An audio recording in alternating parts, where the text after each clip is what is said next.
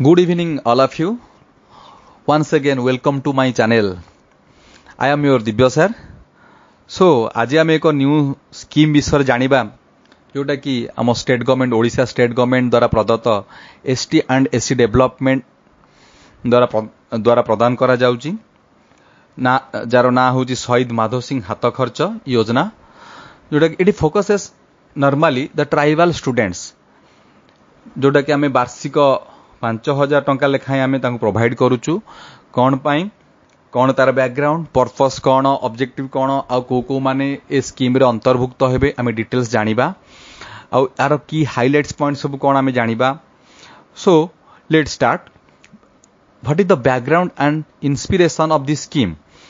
In the honour of Shaheed Madhav Singh बरिया, the legendary tribal leader from Ges Wargad, who led guerrilla resistance against British forces during 1857 uprising.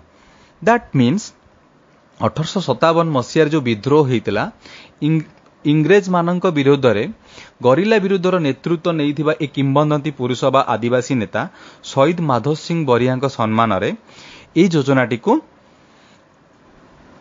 प्रतिफलन करा जायछि बा दृढ़तार सहित सशक्तिकरण करने को ये योजना को उन्मुक्त करा जायछि. So what is the objective बा purpose of this particular scheme? To reduce the drop outs among the ST students at key education transition, माने जोटा कि क्लास 8 रु क्लास 9 एंड क्लास 10 रु क्लास 11 जो आमर प्रमुख शिक्षानुष्ठान मानक मध्य एससी एसटी डिपार्टमेंट अधीन रे थिबा शिक्षानुष्ठान मानकरे कोन देखा जाउची जे परिलक्षित हेउची आमर ट्राइबल स्टूडेंट माने अष्टम श्रेणी ठारू अष्टम श्रेणी परे किंबा दशम श्रेणी परे अधारु पाठ पढ़ा छाड़ी दउचंती. से ड्रॉप आउट हारटा को रिड्यूस करिया पई राज्य सरकारंकर ए सुंदर प्रयास जो माने कि सरकारी अनुदान प्राप्त किंबा सरकारी प्राप्त स्कूल ले पाठ पढुथिबे.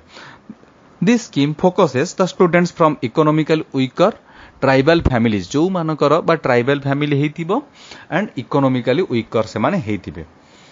हाउ इट वर्क्स या केमिति अप्लाई करिवे से माने नॉर्मली हमर Odisha state scholarship portal apply करिवे पिला माने.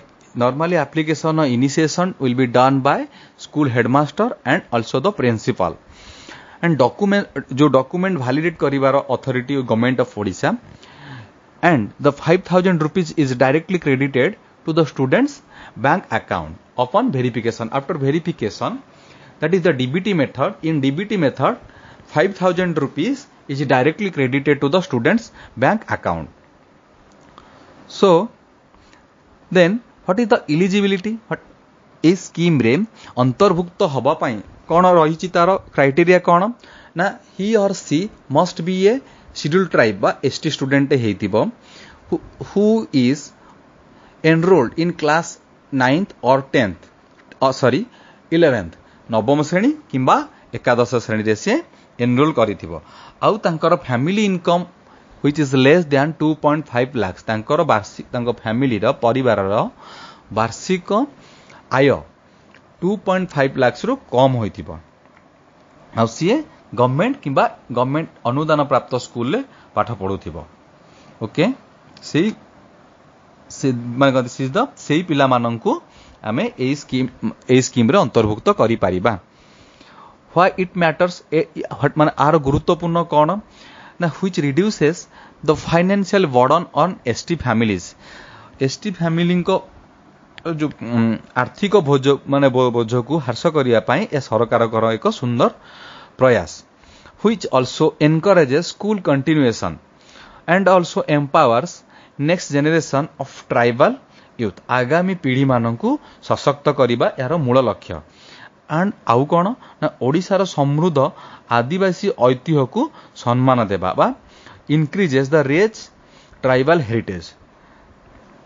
ए सब स्कीम रे अंतर्भुक्त हबा पई से ट्राइबल पिला मानकर पिता माता को बापा माँ को पेरेंट्स मानु कोन करिया को पड़िबो ना पेरेंट्स मानु को रिक्वेस्ट करा जाउची से माने पिला मानकर जातिगत प्रमाण पत्र देबे तांकर आधार कार्ड देबे आल्सो तांकर एनुअल इनकम सर्टिफिकेट देबे परिवार रो केते टंका वार्षिक आय केते देबे ता सहित बैंक पासबुक रो फास्ट पेज आनिकी स्कूल हेडमास्टर किंबा प्रिंसिपल को देबे तापरे एथिरे आपनकर पोर्टल रजिस्ट्रेशन स्टार्ट हबो and also validate by the government authority एटा हेई सारिला परे 5000 रुपीस सीधा डायरेक्ट ट्रांसफर करा जिवो then what is the key highlights of this scheme 5000 rupees one time incentive provide करा जिवो एको कालीन डायरेक्ट पिलार अकाउंट को ट्रांसफर करा जिवो normally government of Odisha target 2 lakh ST student under the scheme in respect of this scheme 156 crore budget is allocated okay तो ए scheme रे नॉर्मली परिलक्षित कौन होची ना ए स्कीम टाकू आमे ट्राइबल स्टूडेंट मानक पई हेची जोटा कि से माने पाठ पढ़ा अधारु छाडुचंती माने पाठ पढ़ा अधाकु न छाडिबा पई से मानकु आर्थिक प्रोत्साहन जोगाई देबा पई या ओडिशा सरकारंकर एक सुंदर प्रयास जहा कि ST and SC development department द्वारा प्रदान करा जाउछि। धन्यवाद।